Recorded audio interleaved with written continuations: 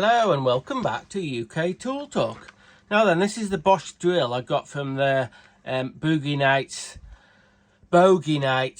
salvage yard down in Plymouth. Got some rather spicy comments regarding that video. I think I put a few people off. Never mind. So what's intrigued me about this drill is I think it's about over 20 years old. It's the Bosch DIY range, with it being green. And normally I see these drills similar to this, I guess, dotted about on car boot sales and stuff like that, and on eBay and Facebook Marketplace. But what really caught my attention was this bit here.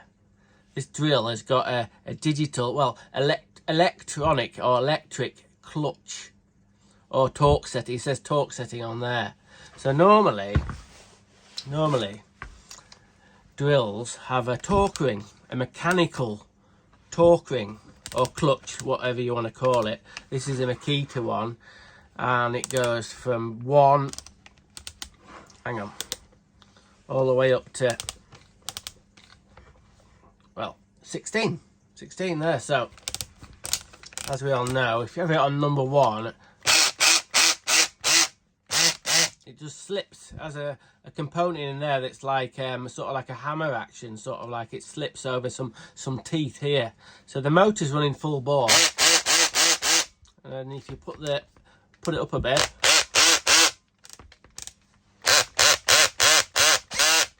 so that is pretty much the standard clutch setting on a drill.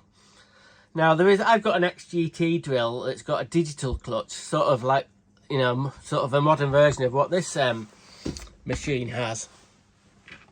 So it's over 20 years old, and it's got, the first time, I don't look at every bloody drill, but to have a digital clutch, I was intrigued. So we're gonna sort of try and get this thing going. This drill came with no battery or charger, but I've got it's 12 volt. I've got a Makita 12 volt battery, so we're gonna cobble it together like that sort of thing and see if we can get it going. Things of interest, to get it to work on this torque setting here, you have to turn a little toggle wheel there. It has 2 settings on the trigger, there. So it has drill, and then it's a bit of a fiddle, drill and then torque setting there. So yeah, so there's the trigger, there's the forward and reverse there. And then if you have it on the torque setting, you can go low, so it's putting in a tiny little bit of torque, and you can ramp it right up to that. So this must be wired up somewhere into here or something. Anyway, 2-speed, that bit's normal. That bit's just got a 2-speed gearbox there, and it's a combi drill, so it's got 2 settings there for hammer and normal drilling. Keyless chuck, Jacob's keyless chuck. So the reason I'm trying to age it. It looks bloody ancient, but it says 2000 on there, so I think it's probably about, that's probably about right. So what we're going to have to do now is we're going to take it apart. I think there's some bits that we need to clean up, and the bottom of there, it's got all sort of manky, like it's got wet or something. So it might have been on a ship. It might have been on a ship. I don't know. Anyway, possibly. Could have been. Bloody hell. Anyway, so we're going to split it apart, have a look at the guts of it, have a look inside it, and then see if we can convert it to Makita batteries, and then give it a whirl. Oh, didn't go right through all the other bits.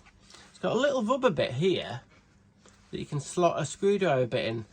I don't know. Crap idea. Well, this is a bizarre idea. See these this little cutout here, and it's got 2 terminals. Well, I tried to find like parts for this drill, so I looked online, and this parts company can get most of the, well, some of the components, and this is called an accessory bit that goes in here, and I'm pretty much certain it's a light. So you click a light in there, but why would you not have a light in there? I've never ever seen a drill with a detachable light. Crazy.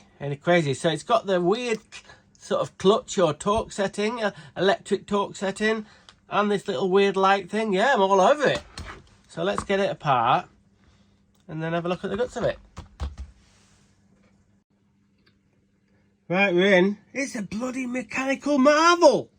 this bloody thing. It's really surprised me. Okay, first thing of note, the switch. It's an absolute... Look at the bloody size of it. God, I must have a board inside it. Definitely does. Look at the size of the bloody heatsink on it.